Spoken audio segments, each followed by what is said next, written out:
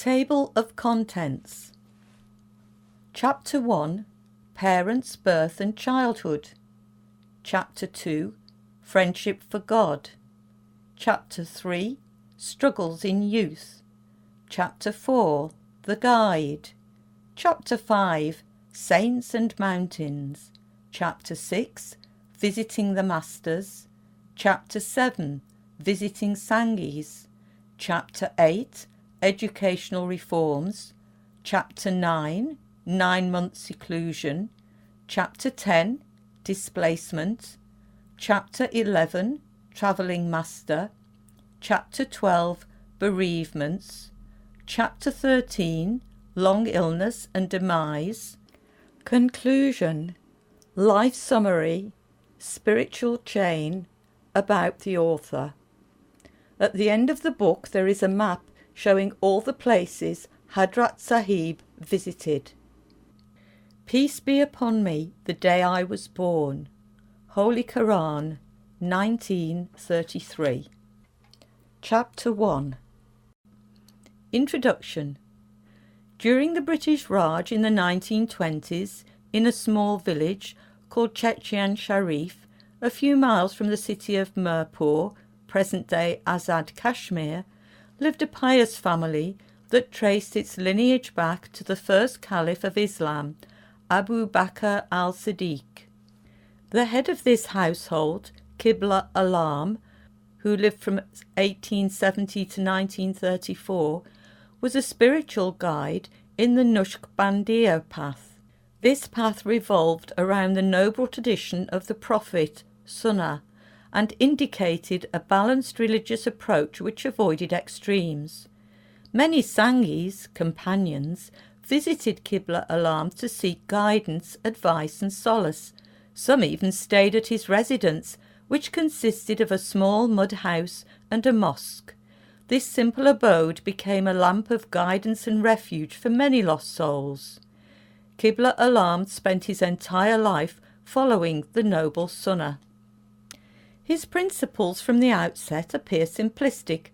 However, as often happens with things that seem simple at first glance, a closer analysis suggests a profound discipline, great strength of character, and unshakable courage. He would teach each student according to his ability. He strongly advised his companions to earn an honest living and encouraged them to become independent, characteristics he possessed himself. His wife, Sajjada Begum, commonly known as Qibla Mai Sahiba, who lived from 1899 to 1985, was uneducated, as there were no schools or educational facilities for women. However, she was an intelligent lady who managed various domestic duties exceptionally. More about her later. Although the population was predominantly Muslim during this period, the region was ruled by the Hindu Dogra dynasty from 1846 to 1949. In that time, Muslims lived with Hindus and Sikhs in relative harmony. They shared a common culture, but practiced different faiths. The Muslims lived under Hindu law and were therefore forbidden to sacrifice a cow on any festivities. In the early 20th century, the region was in the grip of poverty and lacked the necessary facilities, such as electricity, roads, and other modern amenities. It was into this social and economic context that the subject of this book, Hadrat Sahib, was born. Birth. In the summer of 1921, Qibla Alam informed a dear Sangi, "A blessed new guest shall arrive soon." Hadrat Sahib was born on a Sunday morning on the 25th of December 1921 in the chamber next to the mosque. As per the Sunnah, his head was shaved and the strands of hair were weighed in silver, and the equivalent money was given to charity. When the news of the birth reached the Sangis of Qibla Alam, they rejoiced, as this was an indication that their master's lineage would continue. When the Sangi mentioned above returned a few months later, he was introduced to the newborn baby named Muhammad Siddiq. Childhood. Hadrat Sahib's early childhood is one of love and devotion. He grew up in a modest but pious environment with loving parents and kind-hearted Sangis. According to the family tradition and the culture of the time, Hadrat Sahib began his education at home with his father at the age of 4 years, 4 months and 4 days. Hadrat Sahib was a very bright child and he learnt the Arabic alphabet in a few days. After that, his father began to teach him the recitation of the Holy Quran in Arabic. Primary school. Hadrat Sahib was enrolled at the local primary school. At school he came across many boys who had famous names, and he expressed his desire to change his name. Qibla Alam was discreet with regards to spiritual matters. However, he categorically refused to alter the name of his son. He explained that on one occasion he was meditating at the grave of his father, whom he saw carrying a baby boy. "Take Muhammad Sadiq," the father ordered. Due to this, it was impossible to change the name which was destined to be that of his blessed child. Initiation and spiritual training.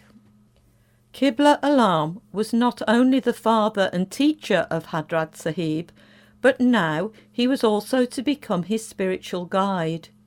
On one occasion, Qibla Alam initiated a fellow class of Hadrat Sahib. Seeing this, Hadrat Sahib also requested Qibla Alam for initiation. In response, Qibla Alam suggested 3 places where he had benefited. Hadrat Sahib humbly replied that those were the masters of his father and said, "You are enough for me." Qibla Alam smiled and held his hand and initiated him onto the path. Qibla Alam then began to teach Hadrat Sahib spiritual matters. Hadrat Sahib recollects that if I were lazy, Qibla Alam would encourage me to write an amulet and promise to give me money when I wrote it. During the day, Qibla Alam would be busy with the concerns brought to him by his Sangis. Women seeking spiritual protection for their children, or farmers wanting to protect their harvest or livestock. Since most people in the region were uneducated, they sought Qibla Alam's guidance on all matters. He often encouraged his Sangis to lead responsible lives and not to be a burden on others. However, despite his concern for the Sangis and their problems, the education of his son was foremost in his mind. He listened to his son's recitation regularly and wanted his son to memorize the entire Quran. However, Hadrat Sahib became ill, and this illness lasted for over 30 days. Doctors advised Qibla Alam that his son must stop memorizing the Holy Quran, or else there could be severe consequences. Etiquette. Qibla Alam taught his son the proper Islamic etiquette. Amongst them, he taught him to always begin with the name of God and to give and take with the right hand, to raise his right leg and lean on his left leg while eating, and to begin with Bismillah and to end with Alhamdulillah, and to always remember God throughout the meal. He instructed him to take 3 breaths while he drank water, to drink from a clay cup, and to wipe his plate clean after eating. Qibla Alam informed him that if he drank water before the meal, it was considered a cure. During the meal, it was believed to be medicine, and to consume it after a meal was regarded as the cause of illnesses. Qibla Alam advised him, "The secret of good health is to eat simple food and only to eat a few morsels that will satiate your appetite." He advised him to recite blessings upon the Prophet 3 times in the beginning and at the completion of ablution, in addition to when he forgot something. He would also encourage him to write the verse of the throne 3 times and then to blow in the direction of the departing Sangis before sending them off in God's care.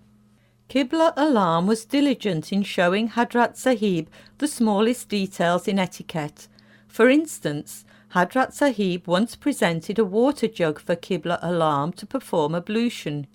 Qibla Alam informed him to place it under the bed and to point its spout towards the direction of the Kaaba. Qibla Alam instructed him to shave his head and to wear a turban in the manner which he had previously taught him. Qibla Alam told him to recite blessings upon the Prophet upon every layer of the turban and to unwrap it layer by layer.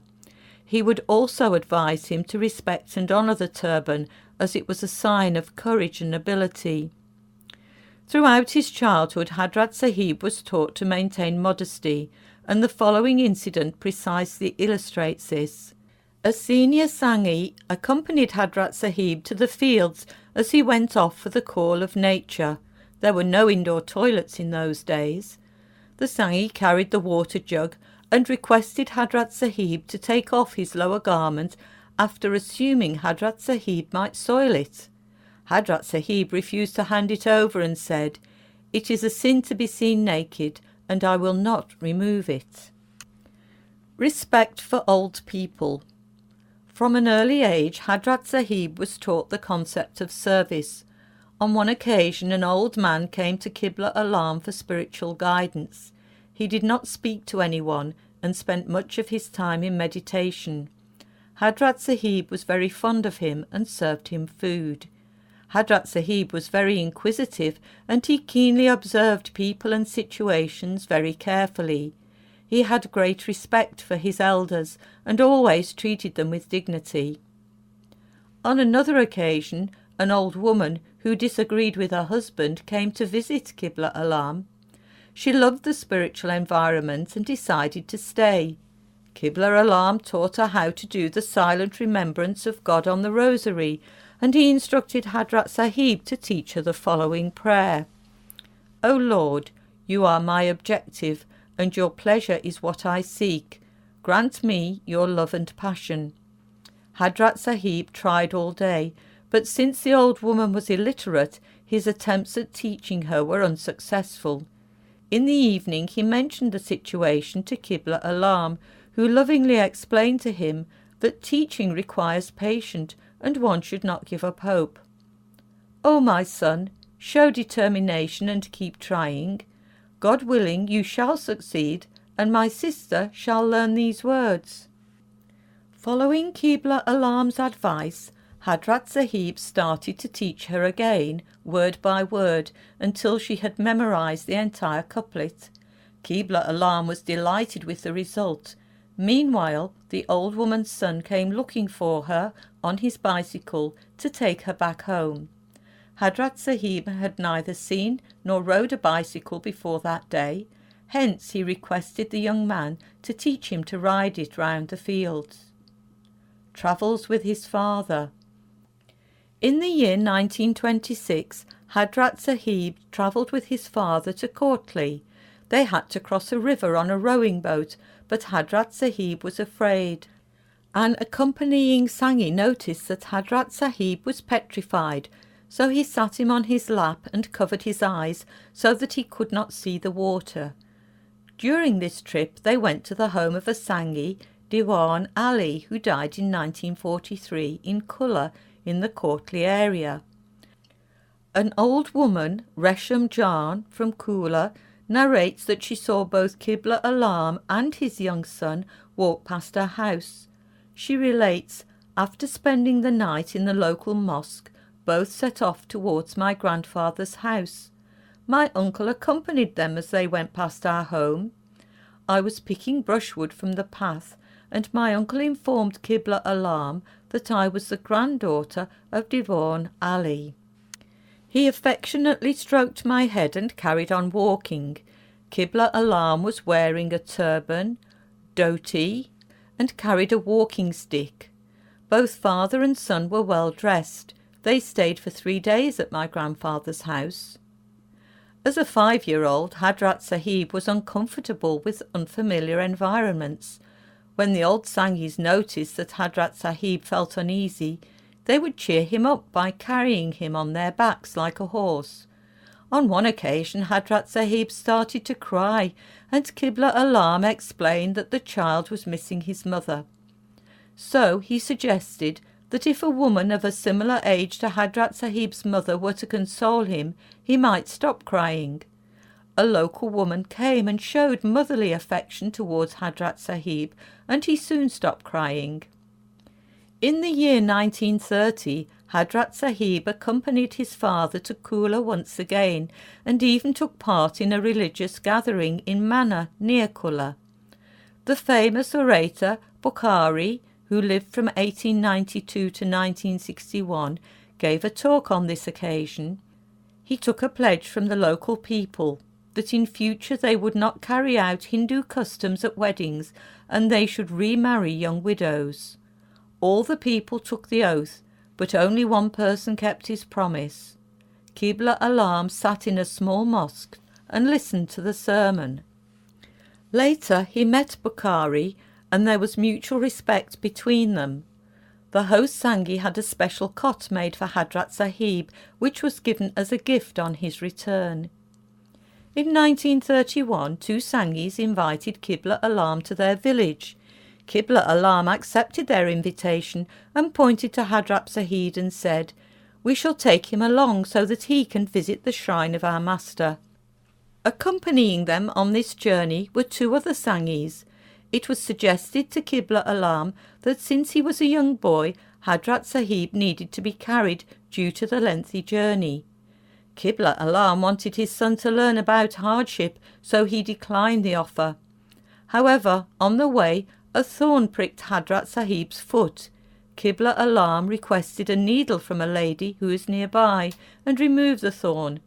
It was then decided that Hadrat Sahib had to be carried, and Qibla Alam insisted on carrying him when it was his turn. After walking for 2 miles, they crossed a river by boat and came to the cemetery where Qibla Alam's master was buried. They stopped at the grave and paid their respects. Qibla Alam gave Hadrat Sahib some silver coins and clothes before instructing him to pay a visit to the noble widow of his master and present the gifts to her. Qibla Alam explained the etiquette of how to give the gifts to her and to kiss her feet out of reverence. When Hadrat Sahib entered the house, he saw an old lady spinning wool. When she looked up and saw him, she quickly stood up and embraced him and enquired about his father. Hadrat Sahib informed her that his father was standing outside the house. She said, "Has he become a stranger now?" and called out his name. Qibla Alam heard her voice and came running barefooted. He placed his cap on her feet out of reverence, as he viewed her as his spiritual mother. It was an emotional meeting, and with her permission they resumed their journey. When they arrived at the village of the Sangis due to host them, Qibla Alam went straight to the mosque. The local Sangis came to meet him there. Inside the mosque he taught one of the hosts how to pray. Love for parents. On one occasion, Qibla Alam went on a short tour to Dudyal without his son. When the news of his return reached the Sangis, they began to gather outside in the courtyard to greet him. Hadrat Sahib, who was a young boy at the time, arrived late, and the Sangis were greeting Qibla Alam by kissing his hand while he was still mounted on his horse. Hadrat Sahib was unable to reach his father's hands, so he held his stirrup, placed his face on his father's feet and kissed them. Qibla Alam was very pleased with this gesture of love and respect from his young son, and commented, "Enough, do away with all this etiquette." In addition to the love towards his father, Hadrat Sahib displayed an extreme level of respect for his beloved mother. She would always insist on him sitting next to her on the bed. However, he would opt to sit on the floor. When she realized that he would not share the same seat as her, she would spread a prayer mat on the floor for him to sit comfortably on. She would kiss him on his forehead and remark, "What is the harm in sitting on the same bed? You have drunk my milk, have you not?"